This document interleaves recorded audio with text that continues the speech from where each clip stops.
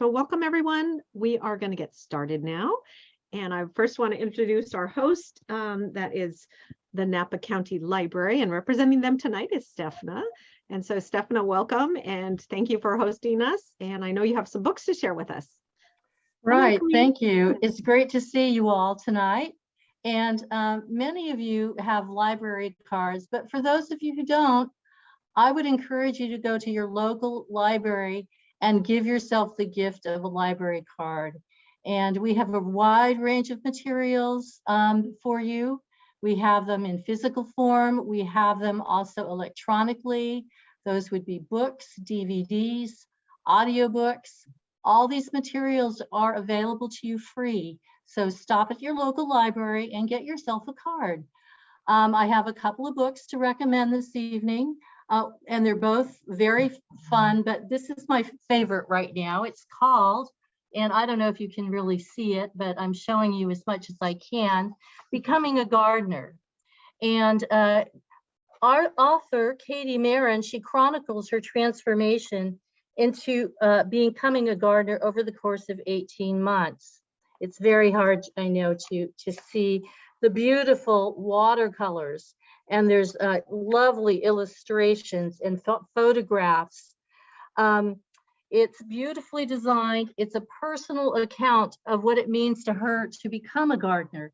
And it's filled with all these beautiful photography, watercolors, fine arts. And there is practical advice offered in the book, but it's more personal reflection of how she feels as she's becoming a gardener. The other book is the Vegetable Grower's Handbook. It's by Hugh Richards, and it includes tried and tested approaches to gardening. He writes about the no-dig method, and if you've listened to any of our Master Gardener presentation, you will have heard about the no-dig method and you will have learned about it. Again, there's beautiful, there's photographs here. And they will give you practical information, and it will show you how to optimize your space and how to develop and follow a plan to achieve your gardening goals. It's both of these books. They're available at the Napa County Library. So come on in and check them out, or you might just want to take a look at them and see if it's something that you'd like to gift yourself or that you'd like to give to another. That's it. I'm gonna, I guess, give it over to Lonnie Clark. I just want to mention that Stefna did type in those titles into the chat, so they should show up if you click on the chat button in case you want those titles and authors again. And I'm going to turn it over to Lonnie also. Okay. Go ahead, Lonnie and Jane. All right. Welcome to tonight's program, everybody. My name is Lonnie Clark, and I'll be presenting along with my colleague, Jane Lomason. We'd also like to acknowledge a fellow Master Gardener, Olga Moram, for her help in planning this presentation. We're going to be talking about seasonal tips and gift ideas for the gardener at heart. Now, give me a second here. There we go. The Master Gardeners work under the aegis of the University of California. Our mission is to extend research-based information on home horticulture, pest management, and sustainable landscape practices to California residents. Our parent organization measures the outcomes of programs like this, and they want to send you a follow-up survey in a couple of months. You can opt out by typing your name in the chat now, but the surveys are important to us, so we hope you'll participate. And I think Yvonne just mentioned to you, as questions come up, type them into chat and we'll address them at the end of the presentation tonight.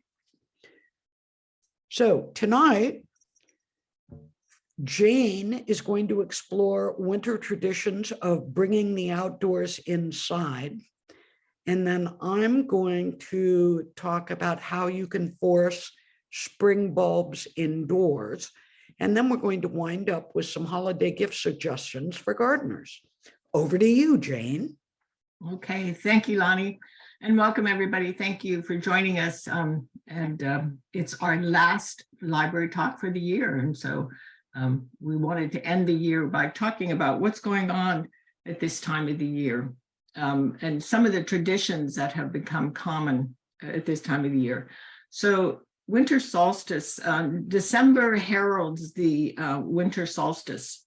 And it's the month with the shortest day of the year in the Northern Hemisphere. So our deciduous trees have either lost their leaves or some of them are skimpily clad in last season's attire. We've entered the period of cooler days and cold nights here in the Napa Valley. And tonight feels like it's going to be one of those. We've had a few frosty nights, temperatures in the 30s, and the plants are slipping into dormancy and their period of rest. Next slide, please. Even in our climate with the mild winter, the seasonal change and the reduction in daylight hours during the fall and winter, we slip into dormancy. The summer and late summer and early fall harvests have ended, and leaf abscission has completed and nature's at rest. Next slide. Our circadian rhythms also reflect this change of the season. It's almost a time of release. We allow ourselves to slow down. Hopefully you're slowing down a little bit, let go and reflect. And for some, winter is a depressive time of the year. It's not uncommon for malaise to set in.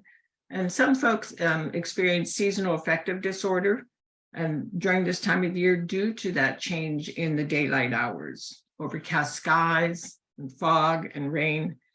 And when I lived back east, the snow, overcast skies, rain and cold into March really played havoc with my psyche.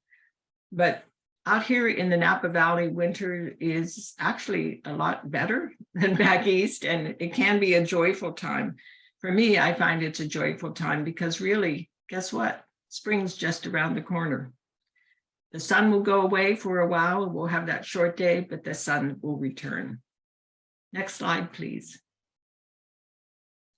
So where did the deck the halls and haul out the holly all begin? How did we move to celebrating the season of winter? Why does it include the tradition of bringing nature indoors, into our homes? And how do solstice and cultural traditions of celebration intertwine? The solstice has been celebrated for thousands of years. Historical records reflecting themes of celebration have centered around light. Next slide, please. Light and fire. Light for protection, and fire for warmth and protection as well. European pagans lit bonfires to welcome the change of the season. And we've heard of Yuletide, and we've heard of Yule logs as well, which was an old Celtic belief. An oak or ash log was brought into the home, carved, decorated with greens, anointed with ale, and would be lit on this eve of the solstice in the fireplace. The log is then left to burn overnight. And if it's still burning the next morning at sunrise, that's a good sign for the year to come, for bountiful harvest.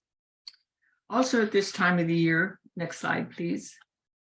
It's always been common for ancient times as well for greenery to be celebrated and brought into the home, because greenery signified life, and it also signified strength and perseverance. Many cultures mark this time of the year with celebrations and honored traditions in hopes for the sun's return.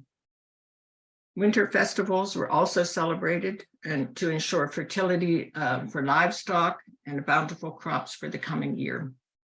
Cultures that brought nature indoors during the shortest days of the year were cultures that lived close to regions where evergreen forests were abundant.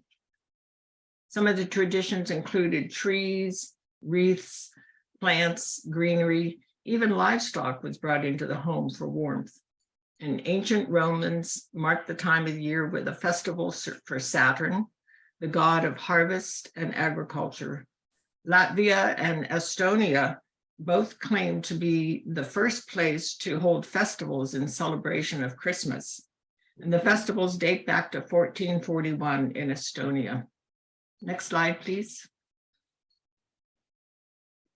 But the tradition of a Christmas tree, as we know it, was born in the Alsace region during the 16th century.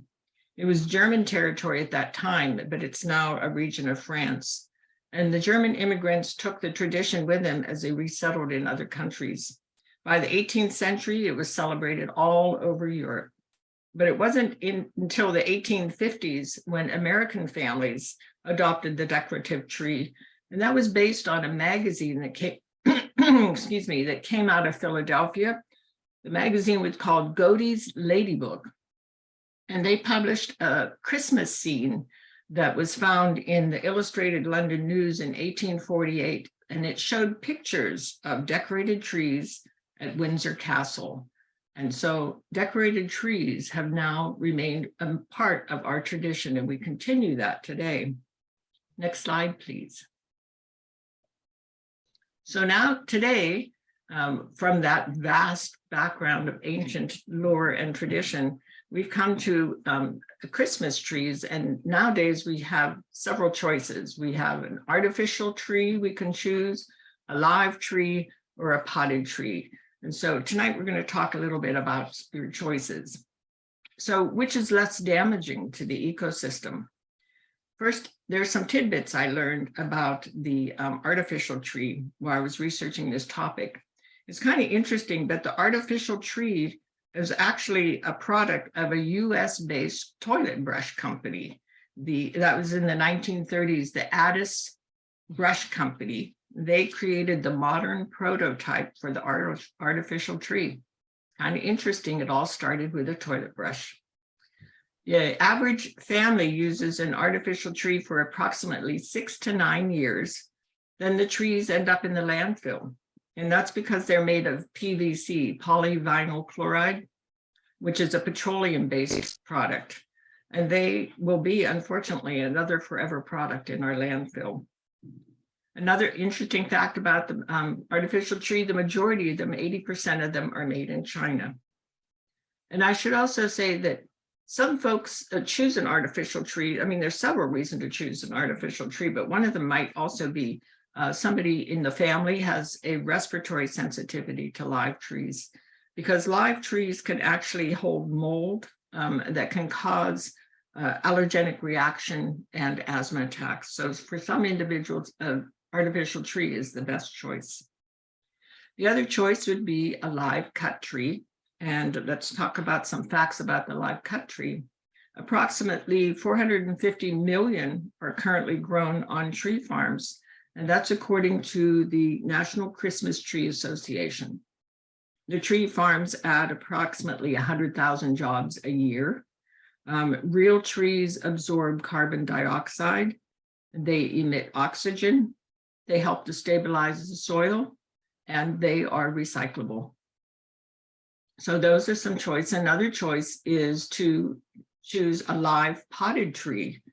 So thinking about whether to choose a live potted trees, we're going to talk a little bit about your choice and some of the steps when choosing them. Perhaps you're looking for a tree that you can use both in the home as a holiday tree and then in your landscape. So let's talk about choosing a potted tree. Next slide, please.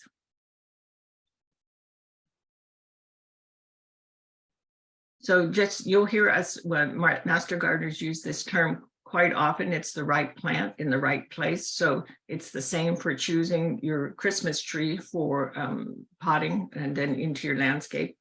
You want to choose a tree that's going to survive the conditions where you live. So it's important to know your hardiness zone.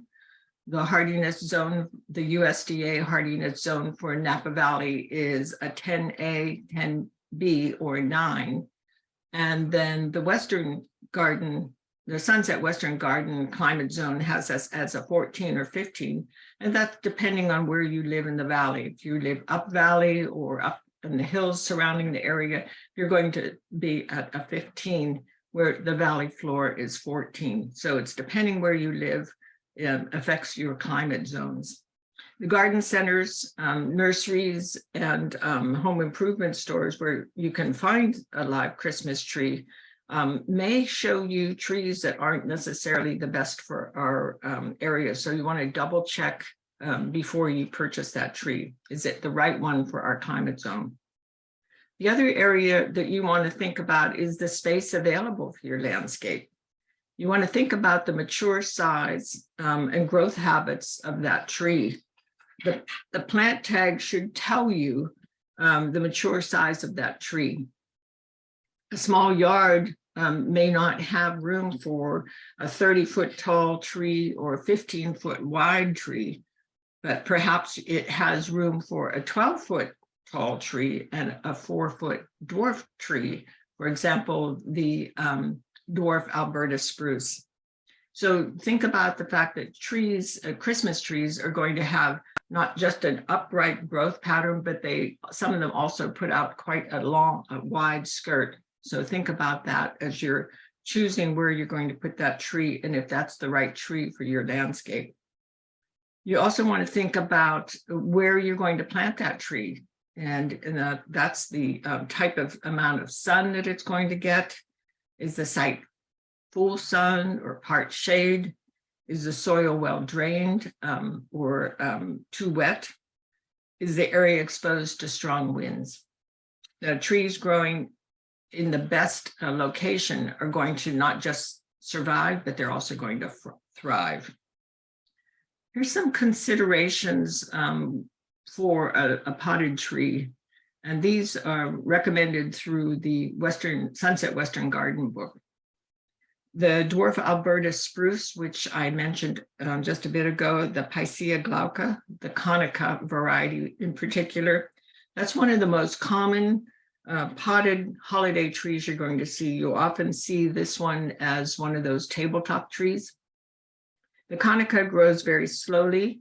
It's 3 or 4 inches a year and can be grown for a number of years in a container, but it's also best planted in moist, well-drained soil and full sun. The Colorado blue spruce, Picea pungens, is also another one, and that is a good living tree choice. It's a beautiful tree, actually, and the spruce grows about 1 foot a year. The downside, though, is it likes plenty of water. You can put it in a lawn if you have an irrigated lawn, but it also needs good drainage. And with all of these trees, you want to keep in mind our changing climate. Some of these trees require a fair amount of water, so we are in drought conditions, and that's the area we live that's prone to droughts. And there's climate change we're going through. It can also affect the outcome of that tree. The other tree, the Colorado spruce, back to the title, the pungens, is because it has a very prickly needle. It can pinch you when you touch it, but it is a beautiful tree. And it's also good in large planters for several years. Another one, and this is kind of popular in Northern California, that's the Monterey pine, Pinus radiata.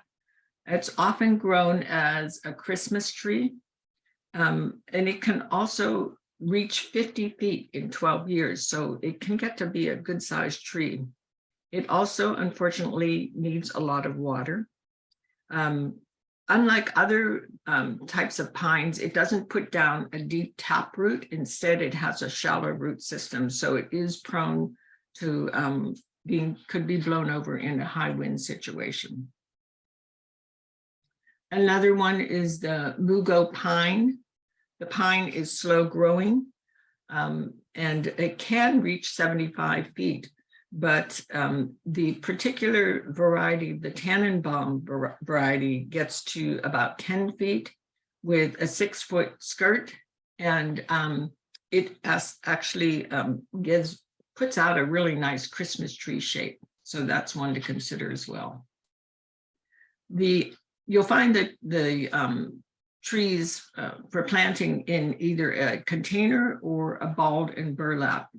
The balled and burlapped actually is more successful for transplanting, higher success rate, but a container grown tree is actually easier to transport and actually handle as well.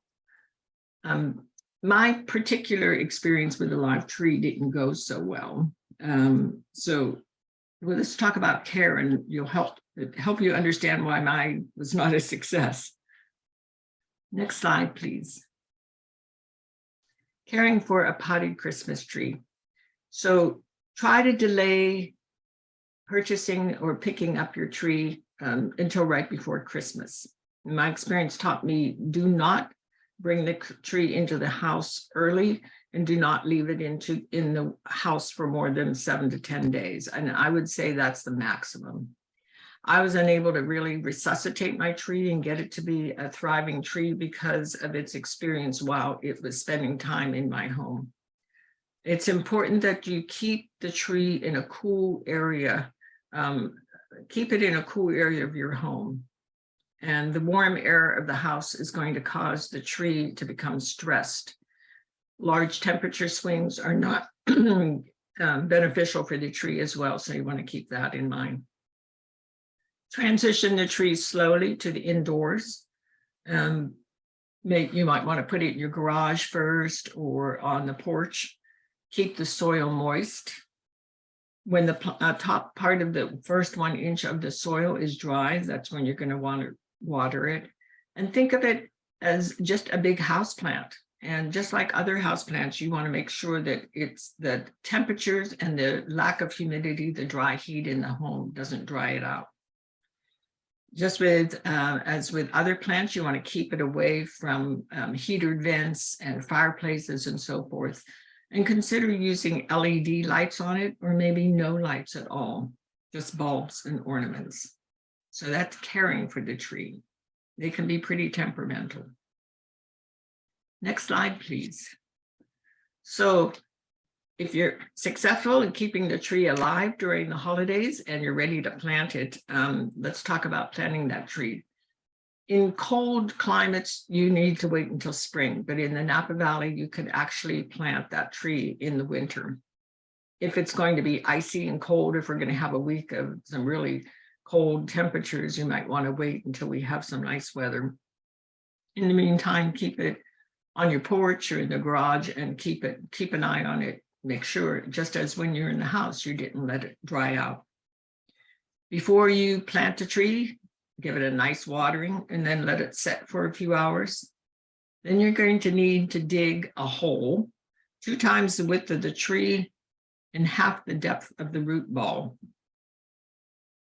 When you purchase a tree from the nursery or a tree farm, they'll give you instructions. Ask them for planting instructions. A good tree farm or nursery will be happy to supply you with planting instructions.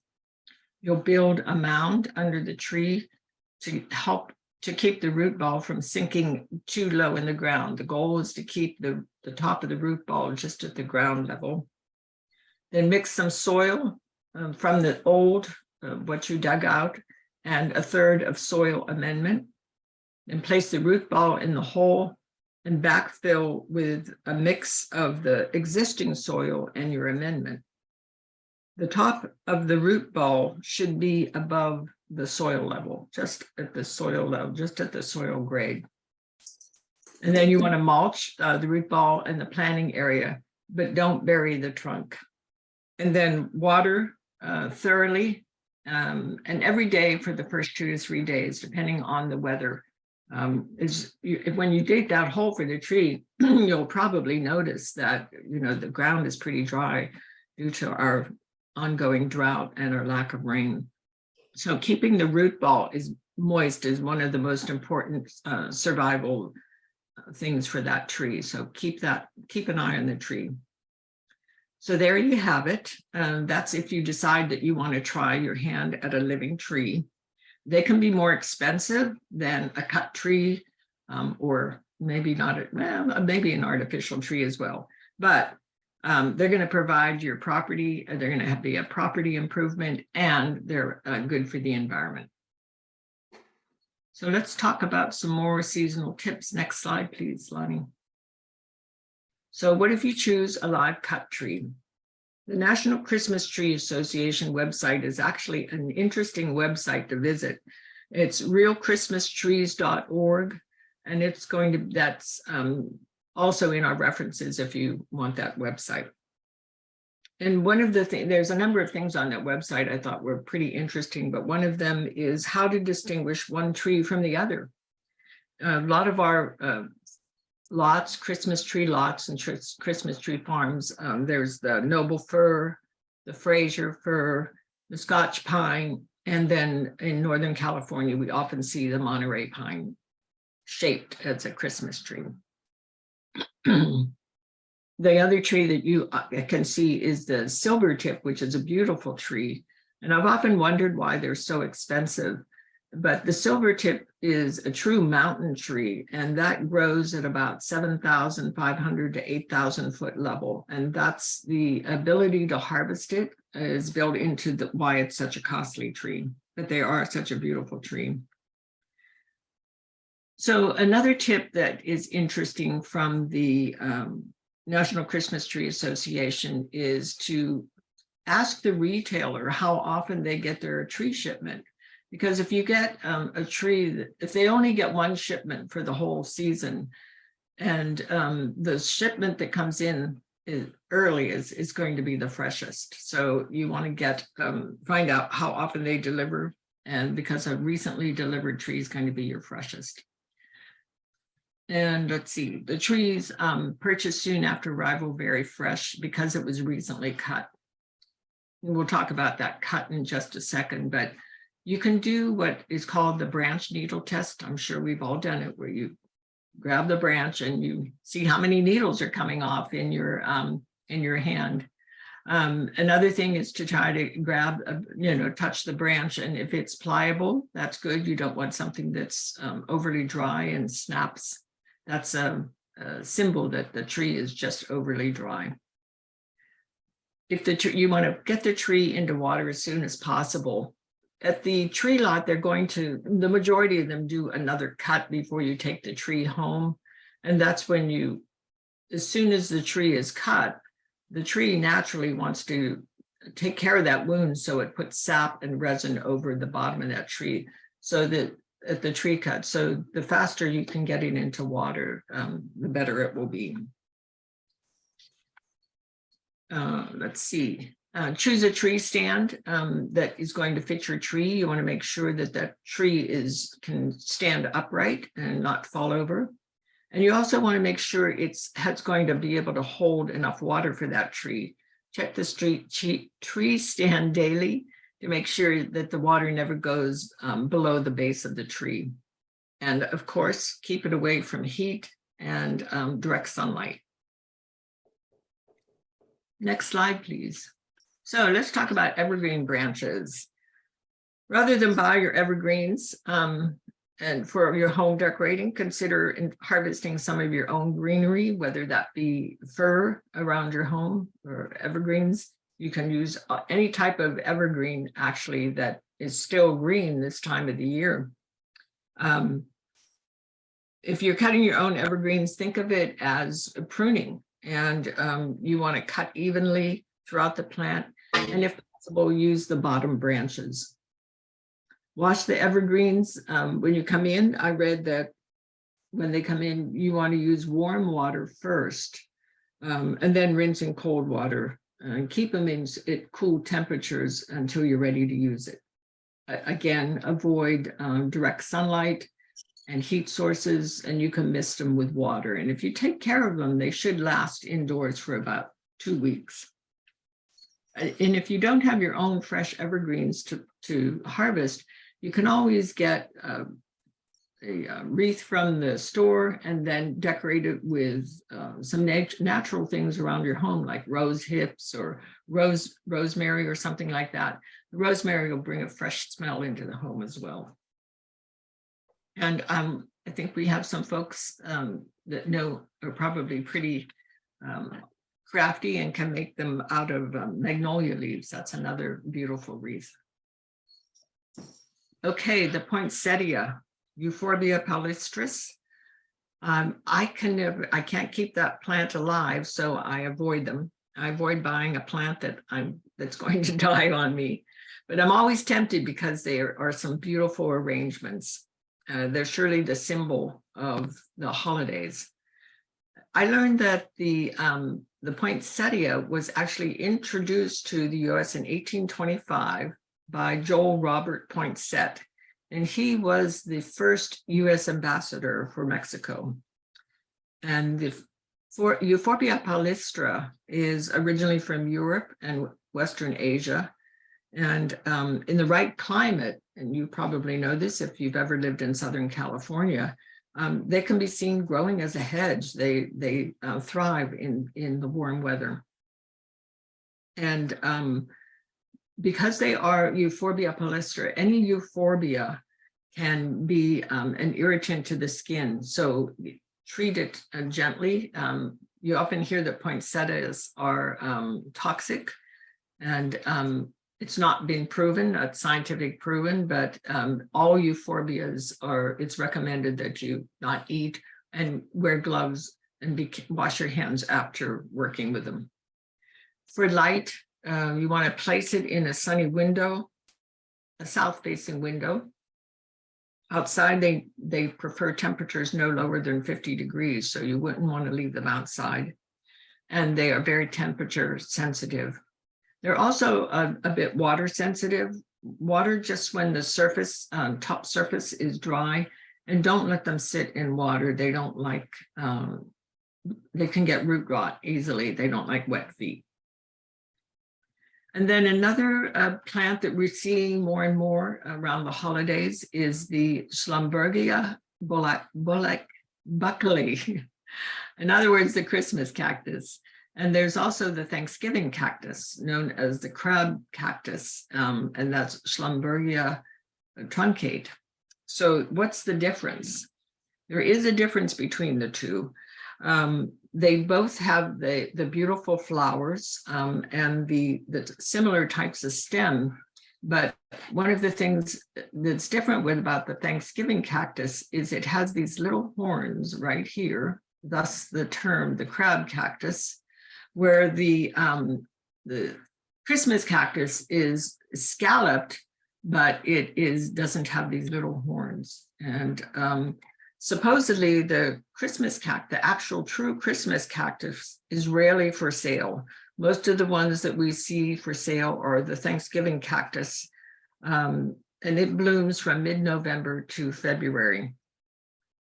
They like a bright light, but indirect. They don't like sun. The sun can stress them, and the leaves will turn red. They prefer humidity. They're not a desert cactus, and the temperatures they prefer are temperatures between 57 and 72.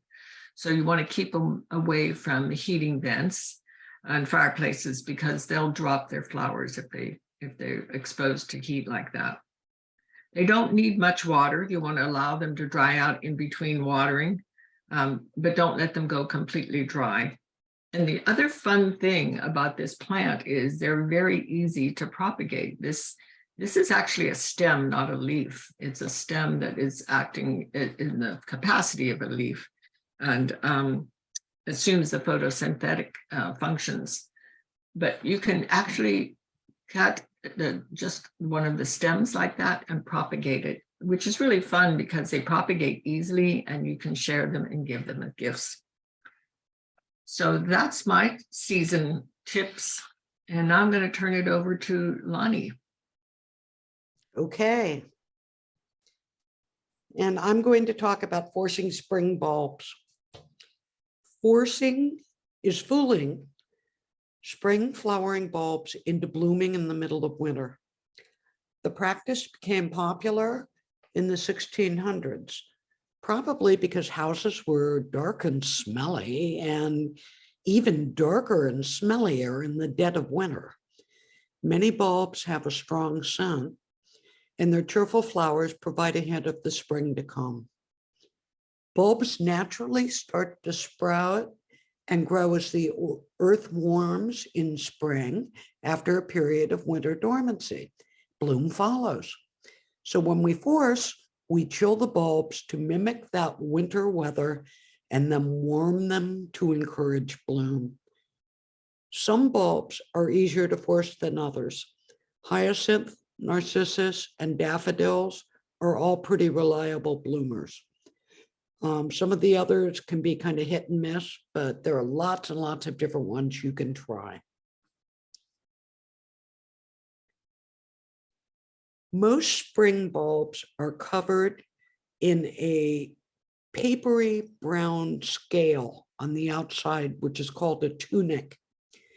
The tunic protects the bulb's inner scales, which are the vertical light green bodies you see in this picture. You can see from the illustration that there's basically an entire plant inside this little package.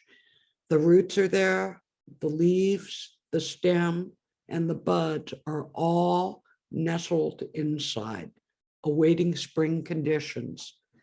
Most of the bulb is comprised of the scales, the nutrition scales, these green guys, which store nutrients for the plant in its dormant state. When you're selecting bulbs to force, look for hefty, solid feeling, unblemished bulbs. A chilling period of between 8 and 12 weeks is recommended for almost all bulbs, regardless of whether you go on to force them in water or put them in soil. If you live in a colder climate than ours, you can chill the bulbs outside, but mild fall temperatures on the Napa Valley floor make refrigeration a better option. You can chill them in a paper bag in your fridge. Just make sure that you're not also storing fruit, because the ethylene gas produced by the fruit interferes with the chilling process. So, chilling is good, but it takes prior planning and lots of space. But there are a couple of exceptions. Some of you may be like me. I didn't think about chilling bulbs 3 months before this program, and I didn't want to dedicate my entire refrigerator space to a forcing project for months. So if you are like me, you'll want to know about these bulbs, which you can buy and immediately either plant or root in water. On the left, you have paper white narcissus, paper whites, and amaryllis. Amaryllis is in the middle. They are very commonly forced. And on the right, there is a hippeastrum, which is a genus related to the amaryllis, and which is almost always sold as amaryllis. It happens to have a hollow stem where the amaryllis has a solid stem. And as you can see, it's got a lot more leaves. Not every bulb can be forced in water. We've listed some that can here on the left-hand side of the slide. Of the ones that can be forced in water, hyacinth and narcissus are considered the most dependable bloomers. To force a bulb in water, you chill them if they need it, and then either suspend them over water in a special vase like the one in this picture, or fill a container partway with marbles, glass, rocks, or gravel, and then plop the bulbs on top of whatever you've filled your container with. Add some more fillers so that the bulbs are stabilized, and add water up to just below the roots. Putting the bulbs in water causes them to rot. But by suspending them slightly above the water, the roots get drawn down into the water while the bulb itself stays dry. You're going to keep them in a cool, low light location for about a week, and you're going to start to see signs of growth, both in roots and in sprouts, and you can then move them to stronger light and keep them in a cool location. The other way to do this is to force the bulbs in soil. give some thought to your container. It doesn't have to have drainage holes, but if it doesn't, you're going to have to be careful with your moisture and make sure you don't waterlog your plants. Also, the picture here is of this pretty amaryllis in an ugly little brown plastic nursery pot. If the only reason to force these bulbs and bring them inside is because they're pretty. So give a little thought to an attractive or container, at least something that might look a little better than this kind of run-of-the-mill pot here. People get pretty creative with some of the things they use for containers for bulbs. Planting in soil is pretty much foolproof.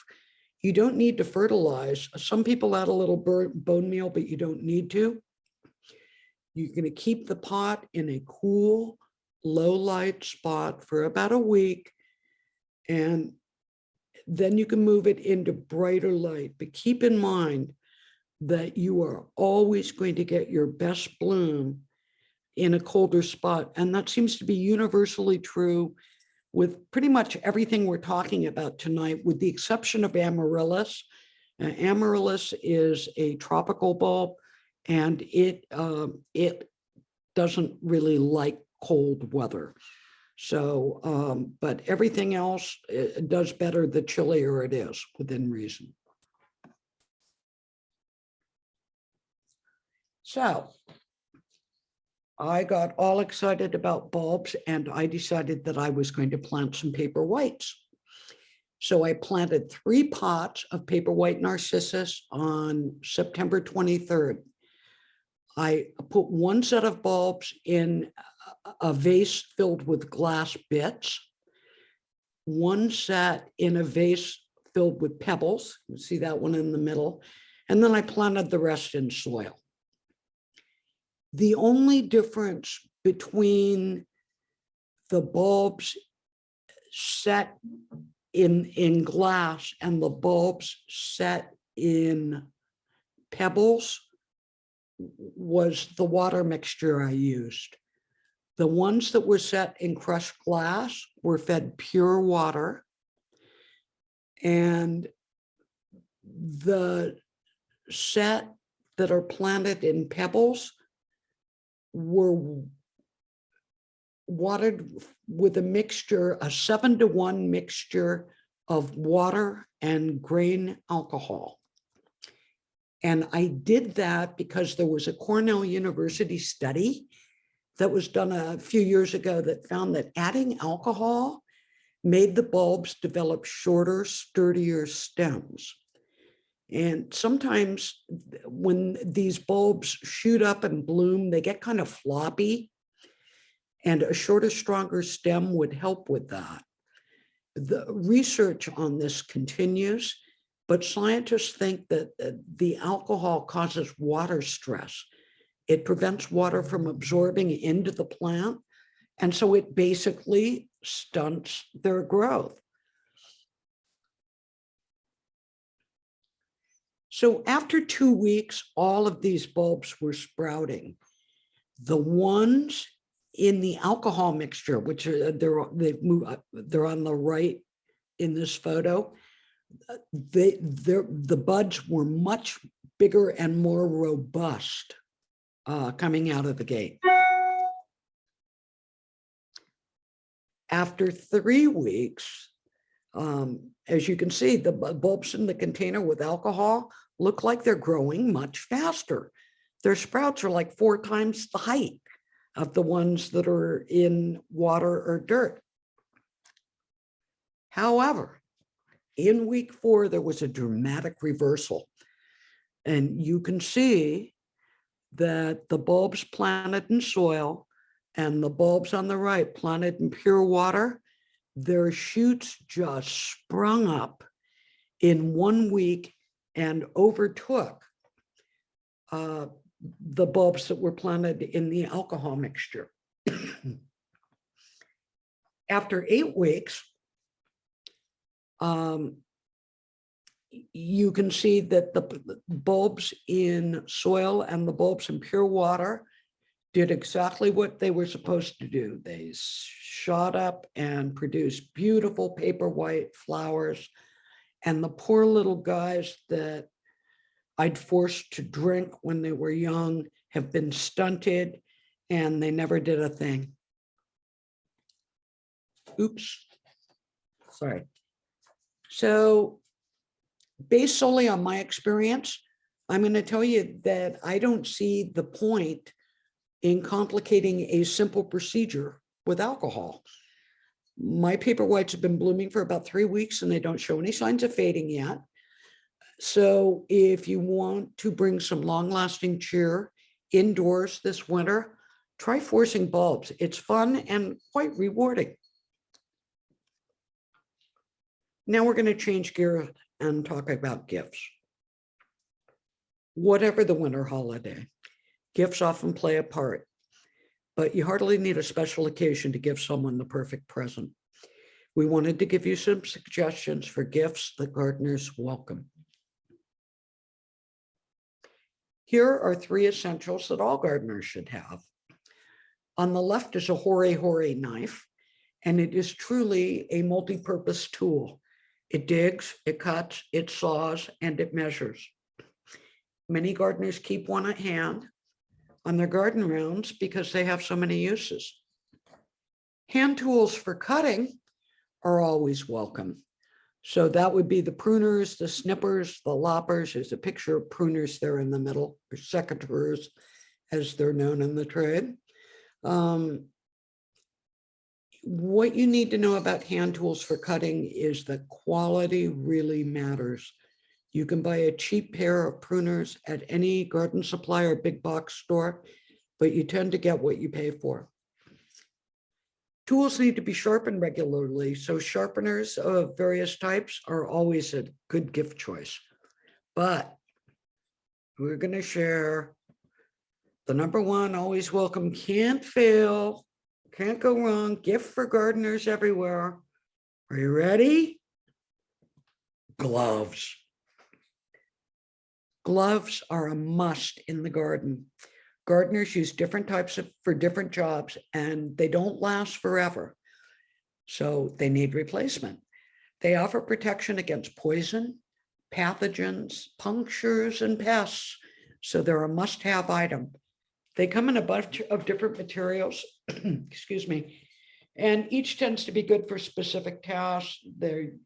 You can find them made of fabric, of leather, rubber-coated gloves, nitrile gloves, many, many different varieties. So really hard to go wrong with gloves. And here are some other nice things that gardeners would appreciate. Kneeling pads, a tool belt, collapsible debris cans. I just bought myself a mini chainsaw, and oh my gosh, it changed my life in a small way, but that made me very happy, and I would have been thrilled to get it as a gift. You can get somebody a garden caddy or a little wagon to carry their supplies around. Grow bags are a good choice. Garden shoes, gardening bench, moisture meters, always good. And you can always get them a gift certificate. One super nice thing that didn't make it onto this slide was the gift of gardening time. If you know someone who could use your help in his or her garden, donate 2 or 3 hours of your labor. Your gardener might love a botanical garden date with you. The picture there, and here are some places you might go if that were the case. The picture on the left is of the Ruth Bancroft Garden in Walnut Creek. And the top middle is the Japanese Tea Garden in San Francisco's Golden Gate Park. Below that is the Martha Walker Garden at Skyline Park here in Napa. And on the right is the Cornerstone Garden in Sonoma. UC Berkeley and UC Davis both have fabulous arboretums. And there's also a little botanical garden a few miles north of the town of Sonoma. So there are lots of choices. And hard to go wrong with books. Here are 2 books published by the Napa Master Gardeners. One is a month-by-month gardening guide for the Napa Valley, and the other is a guide to trees of the Napa Valley. Both are excellent gift choices for wine country gardeners. So hopefully we've given you some ideas for holiday gifts that will appeal to the gardener in your life. Now I'm going to turn things back over to Jane. Thank you, Lonnie. I hope I get one of those gifts. So tonight, we covered a lot of things, and you'll be able to find this information on our website, the UC Master Gardeners of Napa County, Napa mgucanr.edu. Next slide, please. And here is the way to function and get around on the website. You go to the UC Master Gardeners website. Again, that's the Napa mgucanr.edu. And then right up here is you're going to see the events find us area. And you click on that, and it's going to take you down to the events and information where you can find this. And that's not just a library talk, that's a number of events that we have done, work and workshops. So that's a good way to find that. And this is also a great page to find other, if you have garden questions and so forth. So if you haven't explored our website, please do. There's a lot of information on it. And it also shares upcoming events. Next slide, plewe And here's a list of our, we're going to go into our upcoming events. Tonight we talked about, when we were talking about the Christmas trees, I mentioned that our climate's changing, and we have our drought conditions to think about all the time. And so our trees are being affected by that. So our talk in January is an interesting one. I hope you'll join us. Trees moving their communities to greener pastures. And so that's on January 5th. Please tune in. That will be by Zoom, and you'll need to register. Then in January, we have the Food Growing Forum in person. There's going to be some hands-on with pruning fruit trees. Again, please register. And that is a free event. And then the Winter Rose Care Workshop is also in January 14th, and that is by Zoom, and please register. And before I leave that, just a reminder, there's our Las Flores Learning Garden on Linda Vista. Is a great place to visit and see our garden there. And also they have in-person events the last Saturday of every month. And then the next one is our references. So you can access that and check out any of the books that we mentioned and websites. A lot of great websites. Now we're open for questions. And I did see one, it says 70% water and 30% alcohol, Lonnie. What is the actual? No. 7 parts water to 1 part alcohol. So what that translates to is 1 3/4 cups of water with a 1/4 cup of clear liquor in it. So you can use vodka, you can use gin, you can even use tequila if you're feeling especially festive, but you would not want to use whiskey or something like that. And if you're interested in doing it, there's a different proportion. You can use isopropyl alcohol in a different ratio. But for me, the easiest thing to use was vodka. So that's what we did with that. Thank you. Anything else? Any other questions for us this evening? I don't see any other questions, but I did just want to mention that the Rose Workshop we're doing is a Zoom, but then we will also be following that for anybody who attends the Zoom can also go and do a hands-on pruning practice in our Fuller Park Rose Garden afterwards. So that'll be on a separate day. So those are all on our calendar. All right. If there's no other questions, thank you everyone for joining us, and have a great holiday season.